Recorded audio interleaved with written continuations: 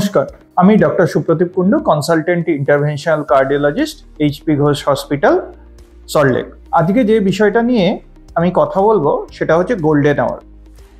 Golden hour বিষয়টা খুব গুরুত্বপূর্ণ, তার কারণ ভারতবর্ষে হৃদরোগ সংক্রান্ত রোগীদের সংখ্যা বিশ্বের অন্যান্য দেশের তুলনায় বেশি, এবং তার জন্য বোধহয় আমাদের জেনেটিক ফ্যাক্টর যেমন দায়ী, তেমনি আমাদের খাদ্যাভ্যাস দায়ী, তেমনি আমাদের লাইফস্টাইলও দায়ী।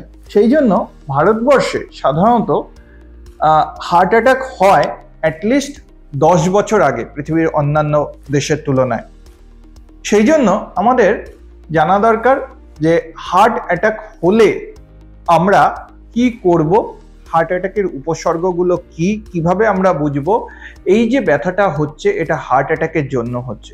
এবং আরেকটা ইম্পর্টেন্ট জিনিস আমরা জানবো, সেটা হচ্ছে গোল্ডেন আওয়ার।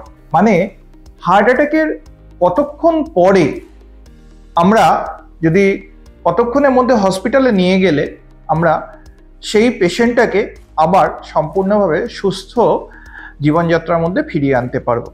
তাহলে প্রথমে আমরা জানি যে হার্ট অ্যাটাক জিনিসটা কি। হার্টে অনেকগুলো রক্তনালী থাকে, যেগুলোর মধ্যে দিয়ে হার্টে রক্ত চলাচল হয়, এবং সেই রক্তনালীতে যদি কোলেস্টেরল ডিপোজিশন হয় তাহলে ব্লক ডেভেলপ হয়, তখন রক্ত চলাচল কমে যায়।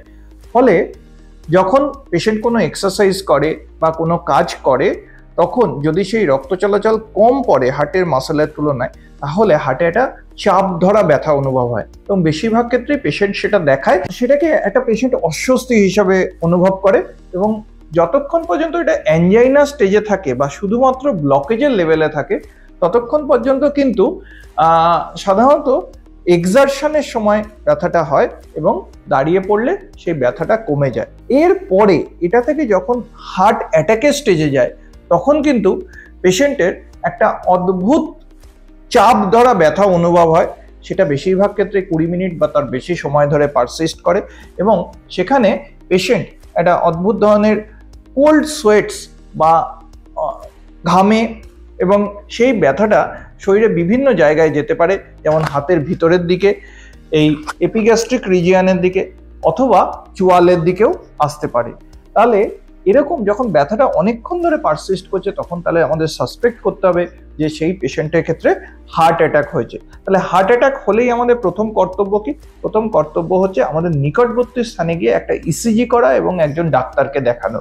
ডাক্তার দেখে যদি মনে করে যে এটা হার্ট অ্যাটাক হয়েছে, এবং পার্টিকুলারলি স্টেমি মানে এসটি সেগমেন্ট এলিভেশন এমআই হয়েছে, তাহলে সেই পেশেন্টকে কিন্তু ইমিডিয়েটলি ক্যাথ ল্যাব আছে এরকম একটা হসপিটালে পাঠানো দরকার, এবং ইমিডিয়েটলি সেই পেশেন্টটাকে প্রাইমারি অ্যাঞ্জিওপ্লাস্টি করা দরকার। অর্থাৎ সঙ্গে সঙ্গে পেশেন্টটাকে ওটিতে তুলে তার সেই যে শিরাটা বন্ধ হওয়ার জন্য হার্ট অ্যাটাক হয়েছে সেটাকে ইমিডিয়েটলি খুলে দেওয়ার ব্যবস্থা করা। এই গোটা ঘটনাটা যদি 1 থেকে 1.5 ঘন্টার মধ্যে করা যায়, তাহলে কিন্তু হার্টের মাসেলের সেরকম কোনো ড্যামেজ হয় না।